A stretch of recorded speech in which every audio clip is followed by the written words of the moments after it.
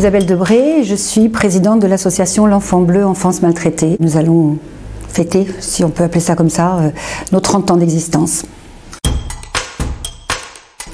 Cette association est une association d'aide aux victimes. Ce n'est pas une association de victimes. Nous accompagnons les enfants maltraités, tant sur le plan juridique, thérapeutique, psychologique, et nous les aidons à se reconstruire. Nous essayons de leur expliquer comment intervenir pour aider les victimes ou pour signaler, et ça c'est très important, pour signaler un cas de maltraitance. Vous savez, une victime, si elle ne parle pas, elle ne peut pas se reconstruire. Donc c'est important, on dit souvent qu'un enfant maltraité ne parle pas, parler pour lui. Nous travaillons aussi à la prévention dans les écoles, dans les collèges, et aussi nous travaillons sur le plan, je dirais, politique, institutionnel, pour faire évoluer les lois en direction de l'aide aux victimes, justement. Cette association a été créée par une personne qui avait été elle-même victime de maltraitance. Elle n'a pas pu continuer pour des raisons qui lui sont propres.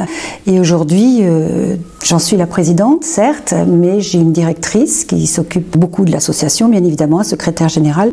Nous avons 2 psychologues, nous avons une juriste, nous avons une assistante. Ça, ce sont les membres permanents. Et bien évidemment, nous avons toute une équipe de bénévoles à qui je souhaite véritablement rendre hommage, qui sont des écoutants et qui reçoivent les appels téléphoniques, ou d'autres bénévoles, ceux qui font partie du conseil d'administration. Et je voudrais vraiment rendre hommage à toute l'équipe de l'Enfant Bleu, bénévole ou non, qui travaillent sans compter leur temps. C'est un domaine difficile, psychologiquement, et je voulais encore les remercier et leur dire toute ma gratitude. En fait, pour nous, c'est un moyen de sensibiliser les personnes. Ça, c'est très important, de leur expliquer comment ils peuvent intervenir. C'est aussi un moyen de nous faire connaître, de faire connaître l'association. Et aussi, j'espère, peut-être de trouver des personnes qui nous accompagneront, tant d'un point de vue de communication, de sensibilisation, et peut-être aussi matériellement, par des dons, qui sait. Leur expliquer que nous ne devrions pas avoir à exister. Et que quand on voit, selon certaines sources, qu'il y aurait 2 enfants qui meurent par jour de maltraitance dans notre pays, c'est tout simplement inacceptable.